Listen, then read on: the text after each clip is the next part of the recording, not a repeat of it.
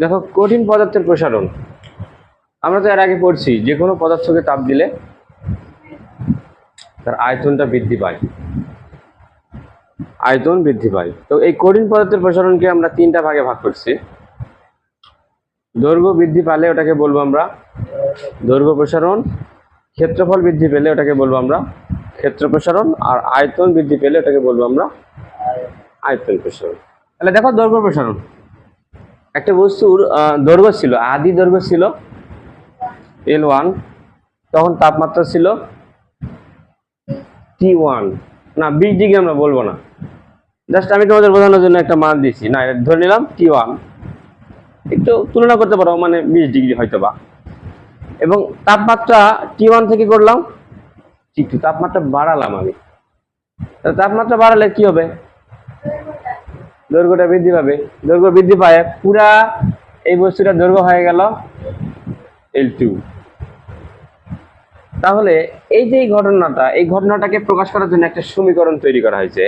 সেই সমীকরণটা হলো এইটা, এই যে আলফা সমান সমান L2 minus L1 divided L1 into T2 minus T1। এগুলো একটু পরিচয় দেখি। আচ্ছা আচ্ছা, সূত্রটাকে আরেকটু সুন্দরভাবে লেখার চেষ্টা করি। আলফা সমান সমান, দেখো তো L2 মাইনাস L1 কে আমরা কি বলি? ডেল এল, দৈর্ঘ্য বৃদ্ধি। তার মানে L2 মাইনাস L1 এর পরিবর্তে আমি এখানে চাইলে ডেল এল বসাতে পারি, ডিভাইডেড এখানে আসলো L1। দেখো T2 মাইনাস T1 এর পরিবর্তে আমি বসাতে পারি ডেল টি, মানে তাপমাত্রার পার্থক্য। হ্যাঁ, পরিবর্তন পার্থক্য একই। তাহলে দেখো, এই সূত্র দিয়ে অঙ্ক করা যে কথা, এই সূত্র দিয়ে অঙ্ক করাও একই কথা। এখন তুমি মান দেখবে, দেখে মান অনুযায়ী দেখবে এটা ফেলাবে নাকি এইটা ফেলাবে। আর দেখো, এখানে L2 L1 T2 T1 এদের পরিচয় তেমন প্রয়োজন নাই মনে হয়। পরিচয় আমাদের লাগবে এখানে এই আলফার পরিচয় আমাদের দরকার আছে। দেখো, আলফাটা হচ্ছে দৈর্ঘ্য প্রসারণ সহগ। দেখো, দৈর্ঘ্য প্রসারণ সহগ কোনো বস্তুর তাপমাত্রা 1 ডিগ্রি সেলসিয়াস বা 1 কেলভিন বৃদ্ধির জন্য, আমরা জানি বৃদ্ধিটা সেলসিয়াস আর কেলভিনে একই নয়। 1 ডিগ্রি সেলসিয়াস বৃদ্ধি যে কথা, 1 কেলভিন বৃদ্ধি একই কথাই। তাহলে কোনো বস্তুর তাপমাত্রা 1 ডিগ্রি সেলসিয়াস বা 1 কেলভিন বৃদ্ধির জন্য যে পরিমাণ দৈর্ঘ্য বৃদ্ধি পায়, যে দৈর্ঘ্যটা বৃদ্ধি পাইল, ওই দৈর্ঘ্য প্রসারণটাকেই বলা হচ্ছে দৈর্ঘ্য প্রসারণ সহগ। কোনো বস্তুর তাপমাত্রা দেখো, এটা ছিল তাপমাত্রা ছিল 20 ডিগ্রি সেলসিয়াস, আর এর দৈর্ঘ্য হলো মনে করো L1, এটা আমি ধরে নিলাম হচ্ছে, এর দৈর্ঘ্য প্রথমে হলো 5 মিটার, আর তাপমাত্রা কত? 20 ডিগ্রি সেলসিয়াস। এর বৃদ্ধি করে, তাপমাত্রা বৃদ্ধি করে আমি করলাম কি, 20 থেকে করলাম 21 ডিগ্রি সেলসিয়াস। এইবারে এর দৈর্ঘ্য হলো L2 5.2 মিটার। তাহলে এই যে কত ডিগ্রি বাড়াইছি তাপমাত্রা? 1 ডিগ্রি বাড়াইছি। তাহলে 1 ডিগ্রি বৃদ্ধির জন্য দৈর্ঘ্য কতটুকু বাড়ছে? আগে ছিল 5, এখন হয়েছে কত? 5.2। তাহলে বৃদ্ধি পাইলো কত? বাদ দেওয়া লাগবে, এটা বাদ দিলে 0.2। এই যে 0.2 বৃদ্ধি পালো, এটাই হলো এই পদার্থটার দৈর্ঘ্য প্রসারণ সহগ। অর্থাৎ 1 ডিগ্রি সেলসিয়াস বা 1 কেলভিন বৃদ্ধি করলে যতটুকুন দৈর্ঘ্য বৃদ্ধি পাবে, ওইটাই হচ্ছে ওই বস্তুর দৈর্ঘ্য প্রসারণ সহগ। এর একক দেখো, দৈর্ঘ্য প্রসারণ সহগের একক হচ্ছে পার ডিগ্রি সেলসিয়াস বা পার কেলভিন, যেটা দিবে সেটাই হবে। তো সবচেয়ে ভালো হয় কেলভিন ব্যবহার করলে, কারণ এটা এসআই একক। 2 নম্বরটা হচ্ছে ক্ষেত্র প্রসারণ। আগে দৈর্ঘ্য বৃদ্ধি পাইছিল, এবারে বৃদ্ধি পাবে হলো ক্ষেত্রফল বৃদ্ধি পাবে। আগে ছিল দৈর্ঘ্য L1 L2, সেটা পরিবর্তন হয়ে গেছে ক্ষেত্রফল A1 A2, একই, সবকিছু একই থাকবে। দেখো, যেহেতু ক্ষেত্র প্রসারণ, তবে ক্ষেত্র প্রসারণ সহগকে প্রকাশ করা হয় হলো বিটা দ্বারা। এখানে বিটা আগে ছিল আলফা, ওটা হলো দৈর্ঘ্য প্রসারণ সহগ, আর এটা হলো বিটা, হলো আমাদের ক্ষেত্র প্রসারণ সহগ। তাহলে বলো তো সূত্রটা কি হবে? তাহলে এখানে তাহলে কি লিখবো? আগে ছিল L2 মাইনাস L1 এবার হয়ে গেছে সেটা ক্ষেত্রফল হয়ে গেছে, আগে ছিল দৈর্ঘ্য, এবার হয়ে গেছে ক্ষেত্রফল। A2 minus A1 divided A1 into T2 minus T1, বা এটাকে আমি আরেকভাবে লিখতে পারি, A2 মাইনাস A1 এর পরিবর্তে del A divided A1 T2 minus T1 এর পরিবর্তে ডেল T। তাহলে এই হলো আমাদের সূত্র। এখানে বিটা হচ্ছে ক্ষেত্র প্রসারণ সহগ। তাহলে দৈর্ঘ্য প্রসারণ সহগ আর ক্ষেত্র প্রসারণ সহগ দুটার সংখ্যা একই থাকবে, শুধু নামটা চেঞ্জ হবে। আগে যেখানে যেখানে দৈর্ঘ্য ছিল সেটা হয়ে যাবে ক্ষেত্রফল। তাহলে কোথায় কোথায় মিশাবো, আমাকে একটু সাহায্য করো তো, কোথায় মিশাবো? এখানে দৈর্ঘ্য আছে, মিশে কি করবো তাহলে? ক্ষেত্র করবো, এই তো। তাহলে এখানে মিশে ক্ষেত্র প্রসারণ সহগ, আগে ছিল আলফা, সেটা হয়ে গেছে এবার বিটা। তাহলে দেখো সংজ্ঞাটা দেখো, কোনো বস্তুর তাপমাত্রা 1 ডিগ্রি সেলসিয়াস বা 1 কেলভিন বৃদ্ধির জন্য যে পরিমাণ কি হবে, মাথা তোলা না, সাহায্য করো, যে পরিমাণ ক্ষেত্র বৃদ্ধি পায়, না লিখে ক্ষেত্রফল লিখো, ভাল লাগবে, তাকে ওই বস্তুর এই এখানে দৈর্ঘ্যটা মিশে হয়ে যাবে ক্ষেত্র প্রসারণ সহগ বলে। দৈর্ঘ্য ক্ষেত্র প্রসারণ সহগের একক হচ্ছে ওই একই, কিন্তু পার ডিগ্রি সেলসিয়াস বা পার কেলভিন একই। তাহলে দেখো, তাহলে আয়তন প্রসারণ সহগ এবার বের করবো। দেখো এখানে আয়তন প্রসারণ সহগটা হচ্ছে গামা। তাহলে একটা বস্তুর আয়তন আগে ছিল V1, তাপমাত্রা ছিল T1, তাহলে তাপমাত্রা পরিবর্তন করে T1 থেকে কি করলাম, T2 করলাম, তাহলে কি হলো, আয়তন পরিবর্তন হয়ে গেল না, আয়তন পরিবর্তন হয়ে V2 হলো। তাহলে আয়তন প্রসারণ সহগ, তাহলে গামা সমান কি লেখা যাবে, নাফিস বলো, কি লেখা যাবে উপরে? V2 minus V1 divided V1 into T2 minus T1। তাহলে দেখো সব ক্ষেত্রে সূত্রটা একই থাকতেছে আমাদের।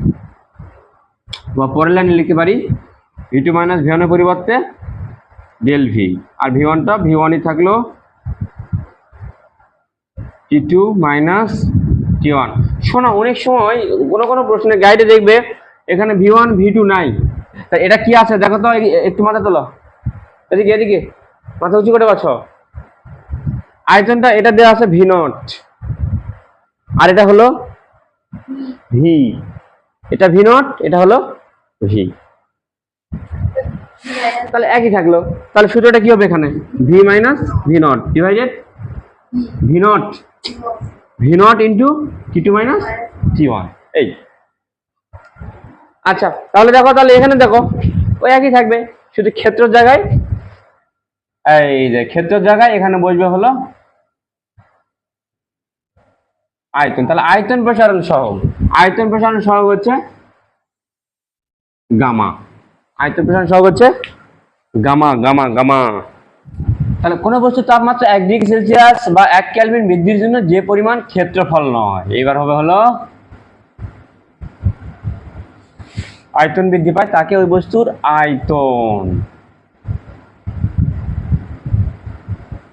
আয়তন প্রসারণ সহগ বলে। তাহলে আয়তন প্রসারণ সহগের একক একই, পার ডিগ্রি সেলসিয়াস বা পার কেলভিন। এখানে আলফা বিটা গামা, দৈর্ঘ্য প্রসারণ সহগ, ক্ষেত্র প্রসারণ সহগ, আয়তন প্রসারণ সহগ, তিনটার এককই কিন্তু একই, পার ডিগ্রি সেলসিয়াস বা per kelvin. Alpha beta gamma এই তিনজনের মধ্যে সবচাইতে ছোট কোনটা বলো তো?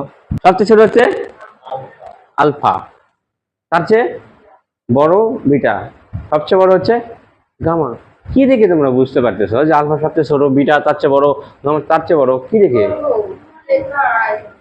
এর মধ্যে শুধু দৈর্ঘ্য আছে, আর এর ভিতরে দৈর্ঘ্য আর প্রস্থ আছে, আর এর মধ্যে দৈর্ঘ্য প্রস্থ উচ্চতা তিনটা জিনিস আছে, তার মানে ও বড়, ওর মান বড়।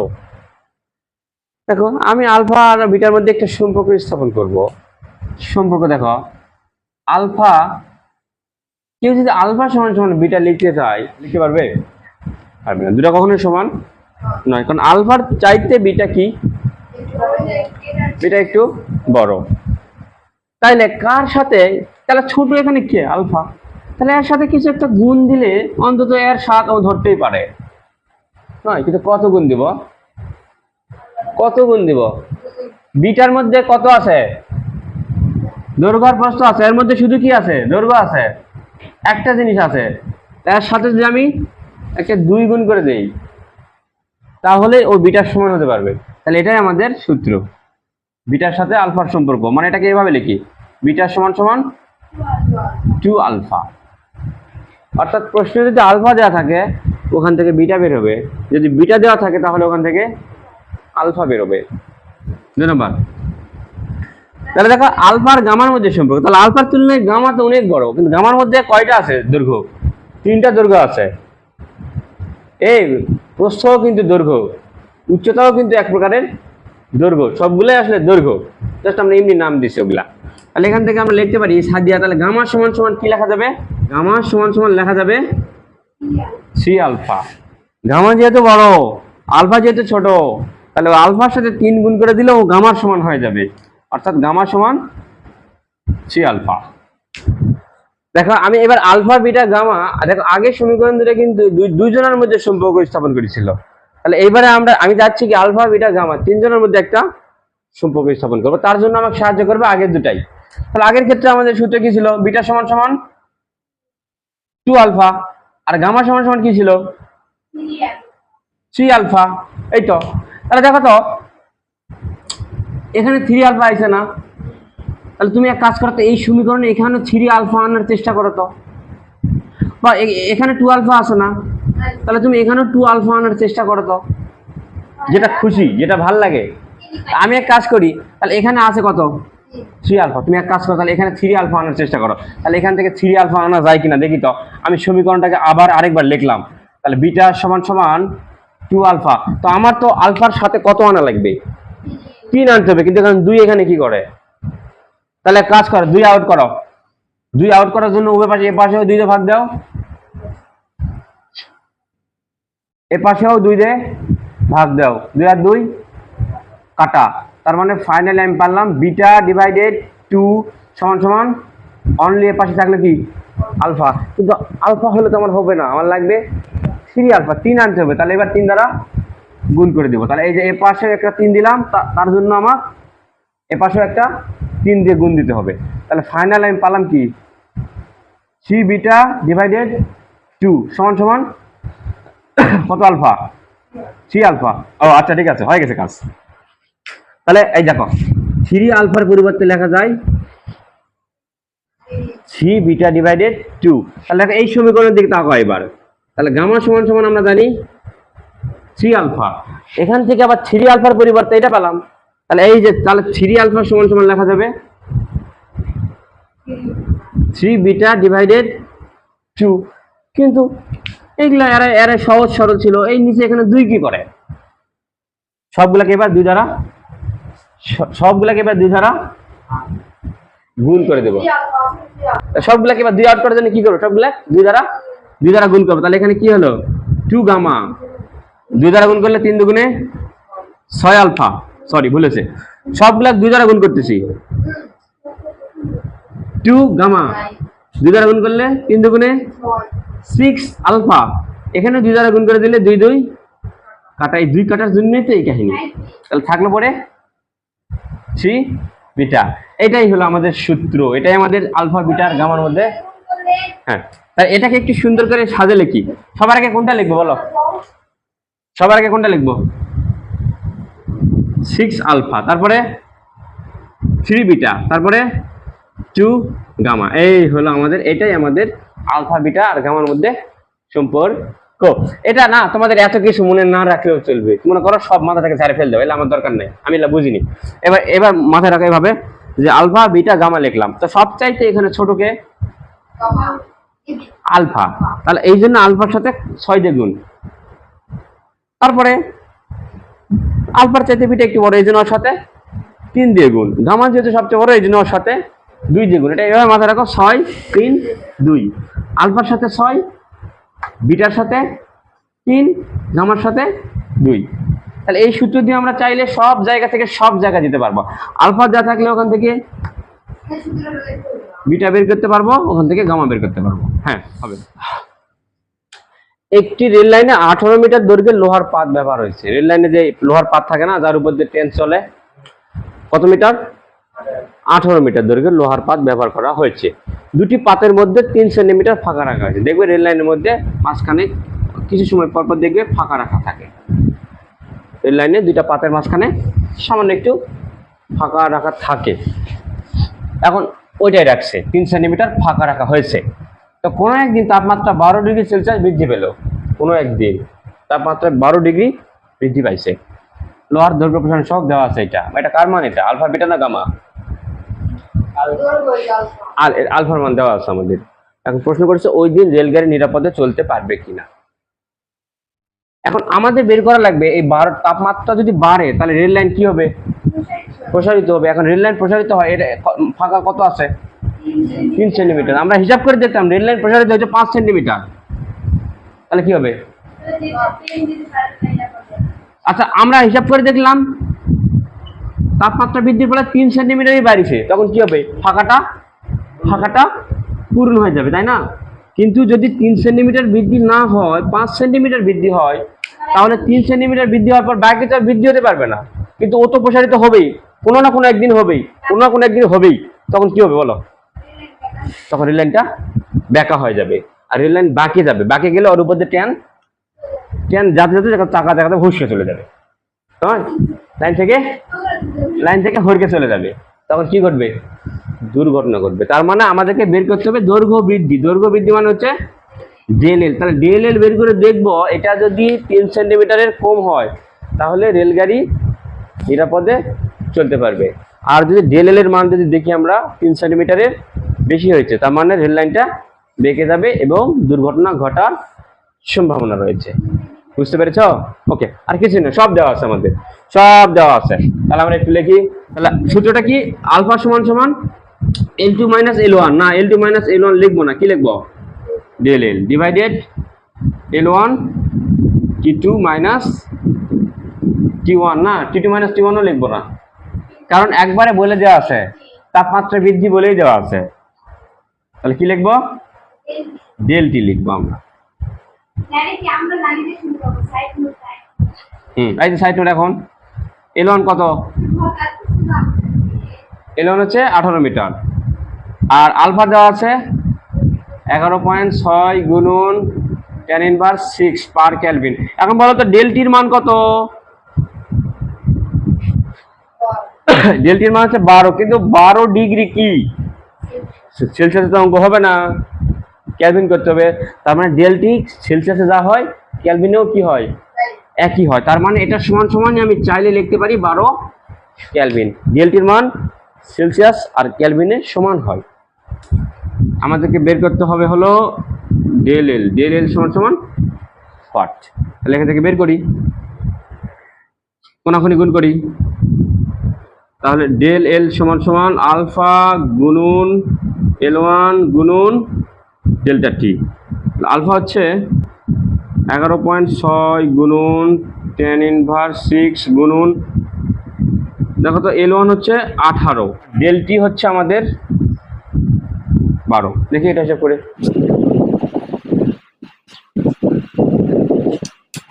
আমি হিসাব করে পেলাম দৈর্ঘ্য বৃদ্ধি, তার মানে ওই দিন দৈর্ঘ্য বৃদ্ধি পাবে 0.002 মিটার, কিন্তু না মিটারে হবে না, আমাদের ফাঁকাটা কিসে দেওয়া আছে?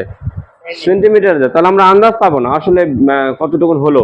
তো সেন্টিমিটারে করার জন্য এর সাথে আমরা একটা 100 দিয়ে গুণ দিব। তাহলে 100 দিয়ে গুণ দিলে হবে 0.25 সেন্টিমিটার। দেখো ফাঁকা ছিল কত? 3 সেন্টিমিটার। আর রেল লাইন বৃদ্ধি পাইছে, লোহার পাত বৃদ্ধি পাইছে কত? 1 সেন্টিমিটারও নয়। অতএব কোনো দুর্ঘটনা ঘটবে না, গাড়িটা নিরাপদে যেতে পারবে। দেখো আপেক্ষিক তাপ, তো আপেক্ষিক তাপকে এস দ্বারা প্রকাশ করা হয়। আপেক্ষিক তাপের সংজ্ঞাটা দেখো, 1 কেজি ভরের কোনো বস্তুর তাপমাত্রা 1 কেলভিন বৃদ্ধি করতে যে পরিমাণ তাপ শক্তি প্রয়োজন তাকে ওই বস্তুর আপেক্ষিক তাপ বলে। আপেক্ষিক তাপকে এর দ্বারা প্রকাশ করা হয়, আর আপেক্ষিক তাপের একক হচ্ছে joule per KG per kelvin. তোমরা কাজ করো, তোমরা যদি কও যে না আমি সংজ্ঞাটা মুখস্থ করব একক দেখেই, দেখো আপেক্ষিক তাপের এককটা কিন্তু, আপেক্ষিক তাপের সংজ্ঞাটা কিন্তু একক থেকেই মুখস্থ করা যায়। দেখো এককটা কি বলে, পার কেজি, মানে 1 কেজি ভরে কোনো বস্তুর তাপমাত্রা কতখানি বাড়াতে হবে, পার কেলভিন, মানে 1 কেলভিন। 1 কেলভিন বৃদ্ধি করতে যত জুল তাপ শক্তি প্রয়োজন, ওটাই হচ্ছে ওই বস্তুর আপেক্ষিক তাপ। তাহলে আপেক্ষিক তাপের ক্ষেত্রে কোনো বস্তুর মোট গৃহীত বা বর্জিত তাপ, একটা বস্তু তাপ গ্রহণও করতে পারে, তাপ বর্জনও করতে পারে।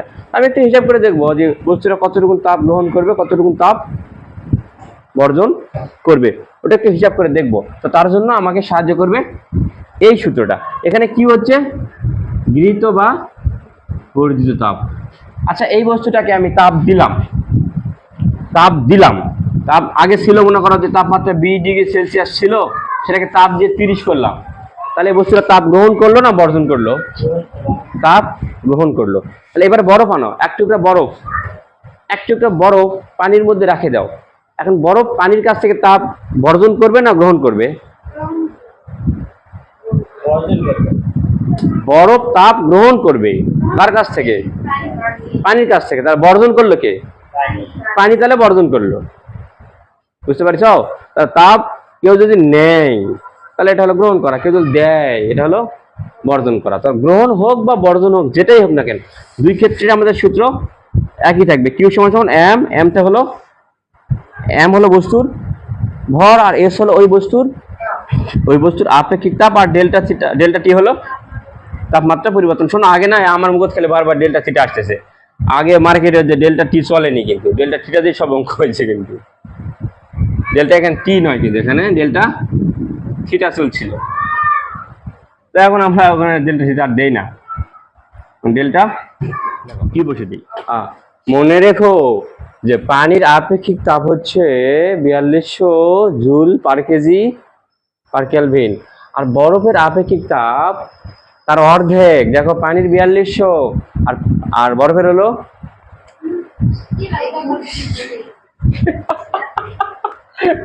কি লিখেছিলাম,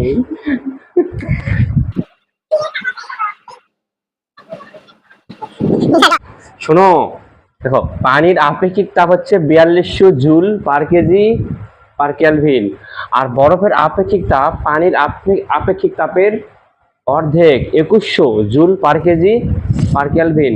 শোনো পানির আপেক্ষিক তাপ অন্যান্য যে কোনো তরলের চাইতে অনেক বেশি, অর্থাৎ পানির তাপমাত্রা তুমি যদি বাড়াতে চাও তাহলে অনেক তাপ লাগে।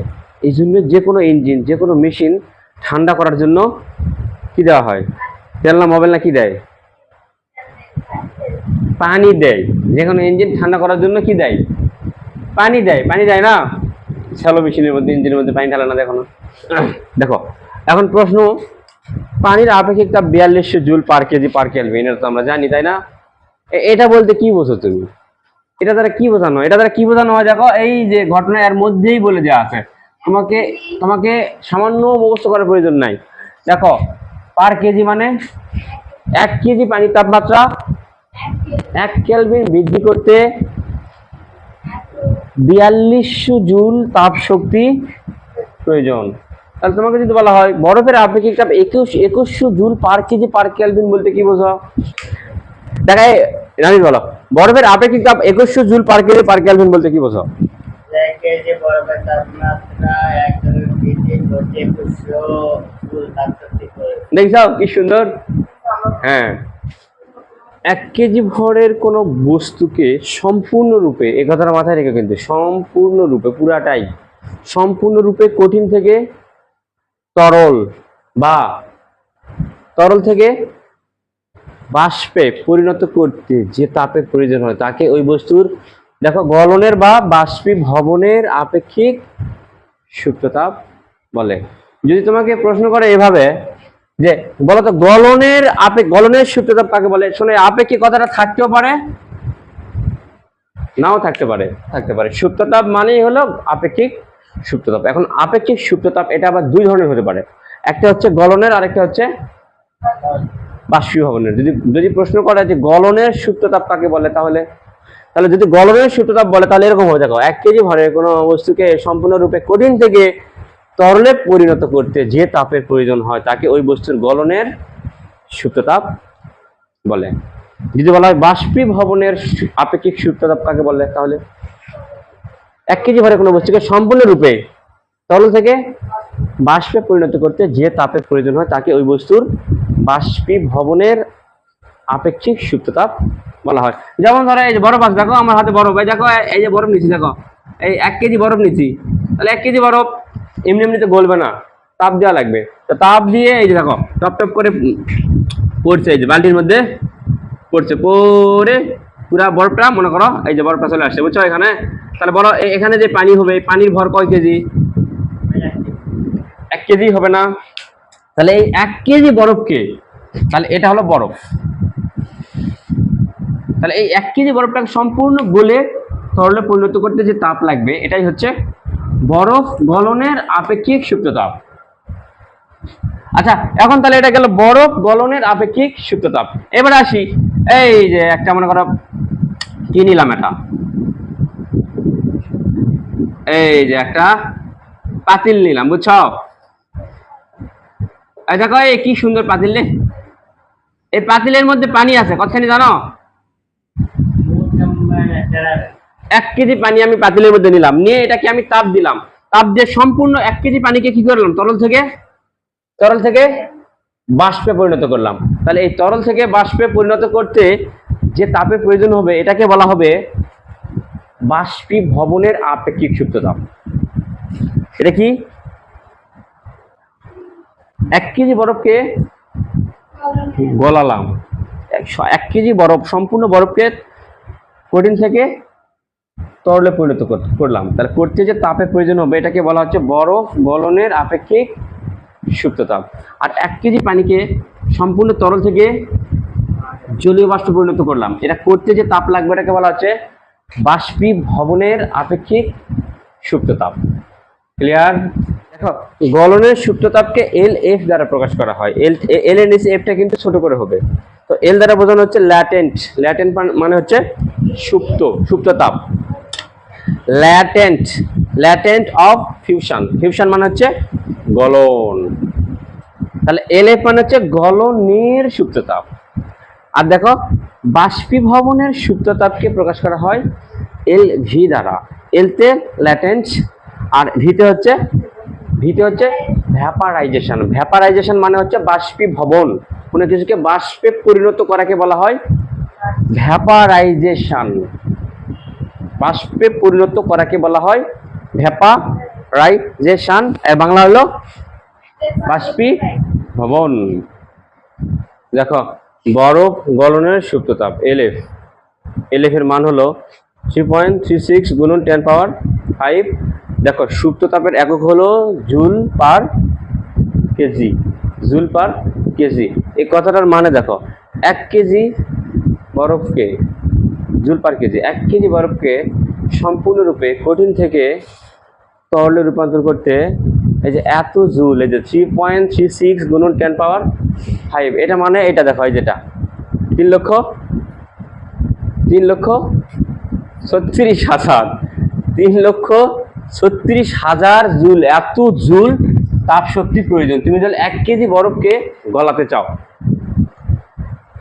এটা গেল। এবার দেখো পানির বাষ্পীভবনের সুপ্ত তাপ এল ভি, এটা হলো 2.26 গুণন 10 পাওয়ার 6 জুল পার কেজি।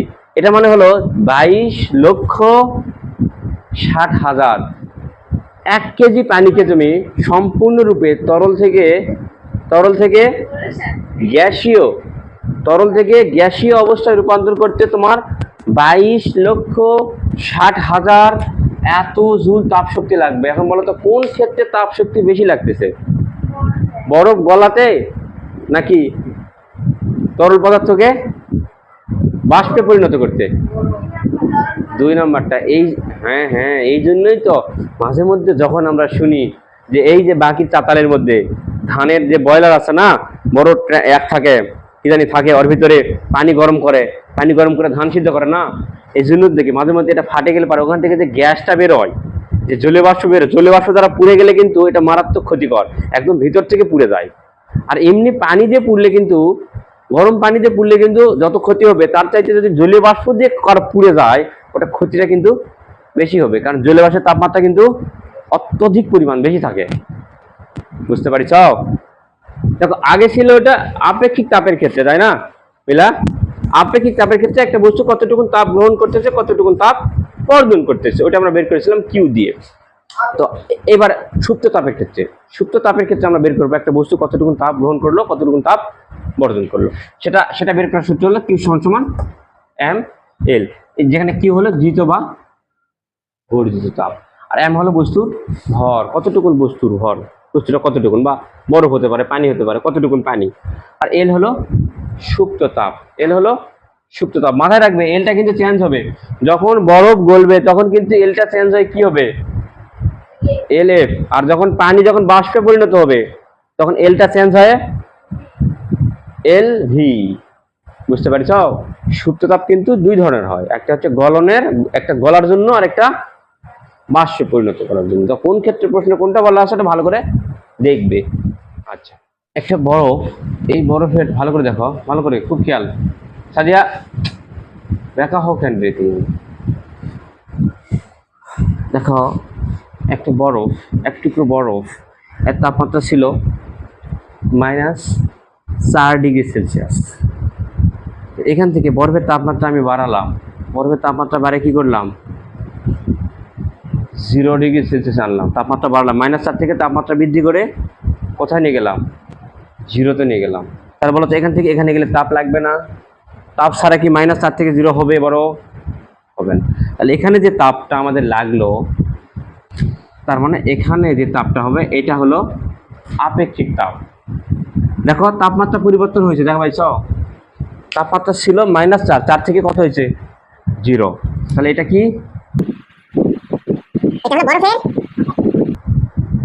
বরফের আপেক্ষিক তাপ কাজে লাগাতে হবে এখানে।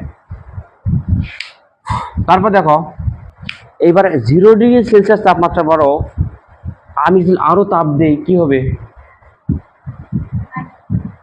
বরফটা কিন্তু ধীরে ধীরে গলা শুরু করবে নাকি?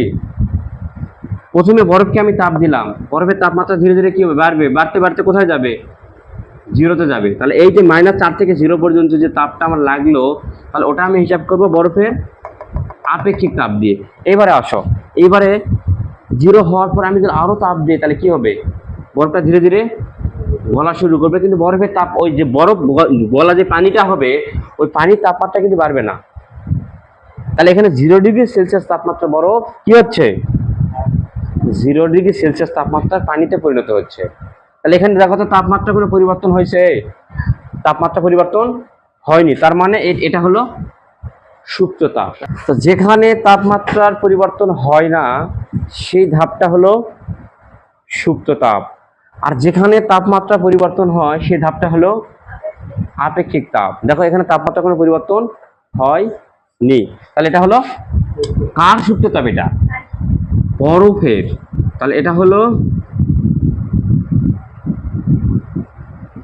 বরফ গলনের সুপ্ত তাপ। তাহলে তোমরা আমাকে নিজেরাই একটু বলো তো। তারপরে দেখো সম্পূর্ণ বরফ যখন গলা শেষ হবে, সম্পূর্ণ বরফ গলা যখন শেষ হবে ওই পানির তাপমাত্রা কত থাকবে, 0-ই থাকবে, কিন্তু ওই পানির তাপমাত্রা 0 থেকে বেশি হবে। যখন সম্পূর্ণ বরফ গলা শেষ হবে তারপরে তুমি তাপ দিলে তখন কিন্তু ওই বরফ গলা পানির তাপমাত্রা আবার ধীরে ধীরে বাড়তে থাকবে, বাড়তে বাড়তে 0 থেকে সর্বোচ্চ কত দূর পর্যন্ত যাবে জানো, সর্বোচ্চ 100 পর্যন্ত যাবে। তাহলে এই যে বরফ গলা পানি মানে 0°C তাপমাত্রা পানি 100°C তাপমাত্রা পানিতে পরিণত হচ্ছে। বলো তো এখানে কোন তাপ, আপেক্ষিক তাপ। কার আপেক্ষিক তাপ, পানির আপেক্ষিক তাপ। দেখো এখানে কিন্তু পানির নয়, এখানে কিন্তু বরফের আপেক্ষিক তাপ। তাহলে এখানে হচ্ছে পানির আপেক্ষিক তাপ, এটা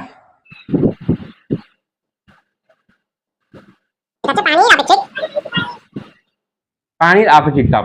পরের ধাপটা তোমরা একটু আমাকে বলো তো কি হতে পারে এটা।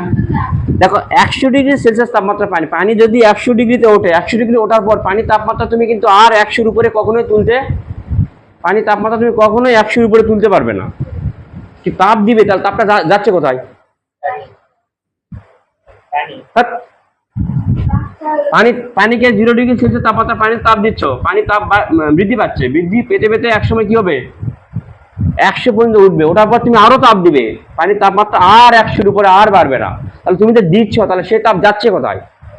বাষ্পে পরিণত হচ্ছে। তখন তাপমাত্রা, পানির তাপমাত্রা আর বাড়বে না, কিন্তু বাষ্পে পরিণত হবে। যতক্ষণ না পর্যন্ত সম্পূর্ণ পানি বাষ্পে পরিণত না হয়েছে, ততক্ষণ পর্যন্ত আর ওই বাষ্পের তাপমাত্রাও বাড়বে না। তাহলে সম্পূর্ণ পানি যখন 100°C তাপমাত্রার পানি 100°C তাপমাত্রা বাষ্পে পরিণত হতে, তাহলে এখানে যে তাপটা লাগবে, এটা কি তাপ?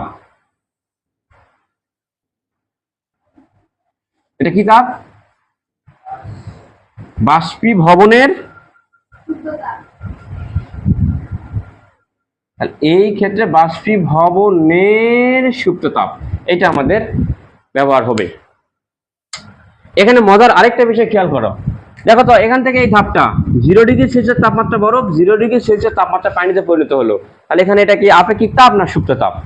কি তাপ এটা? এই ধাপ থেকে এই ধাপ, এটা সুপ্ত তাপ। দেখো সুপ্ত তাপের ফলে তাহলে কি হয়েছে, দেখো তো এখানকার বৈশিষ্ট্য একবার দেখো তো ভালো করে, কি হয়? সুপ্ত তাপের ফলে তাপমাত্রার কোনো পরিবর্তন হয় না। তাহলে কার পরিবর্তন হয়?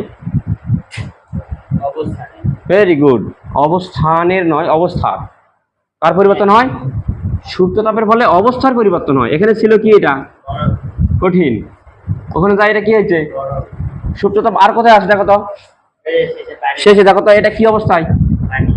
সম্পা, এটা কি অবস্থায়? তরল অবস্থায়। এটা কি অবস্থা? তাহলে দেখো সুপ্ত তাপের ফলে কি হয়? অবস্থার পরিবর্তন হয়, কিন্তু তাপমাত্রার কোনো পরিবর্তন হয় না। তাহলে আপেক্ষিক তাপ উল্টা ঘটবে। আপেক্ষিক তাপের ক্ষেত্রে তাহলে কি ঘটবে? ওটা যা ঘটছে উল্টাটা, তাপমাত্রার পরিবর্তন হবে, কিন্তু অবস্থার পরিবর্তন হবে না। কারণ দেখো বরফ কি ছিল? কঠিন, এখানে কঠিনই আছে। বুঝতে পারছ? তাহলে এটা একটু মনে রাখতে হবে, মানে সেইভাবে মনে রাখতে হবে। দেখো আপেক্ষিক তাপের ফলে তাপমাত্রার পরিবর্তন হয়, কিন্তু অবস্থার কোনো পরিবর্তন হয় না। কঠিন থাকলে কঠিনই, আর তরল থাকলে তরলই। বুঝতে পারছ সাদিয়া? আর সুপ্ত তাপের ক্ষেত্রে ঘটনা উল্টে গেছে। দেখো সুপ্ত তাপের ফলে অবস্থার পরিবর্তন হয়, অবস্থার পরিবর্তন হয়, কঠিন থেকে তরল হয়, কঠিন থেকে তরল হয়, তরল থেকে কি হয়? বায়বীয় হয়, কিন্তু তাপমাত্রা কোনো পরিবর্তন হয় না। সুপ্ত তাপে কোনো তাপমাত্রার পরিবর্তন হবে না, খালি অবস্থার পরিবর্তন হবে।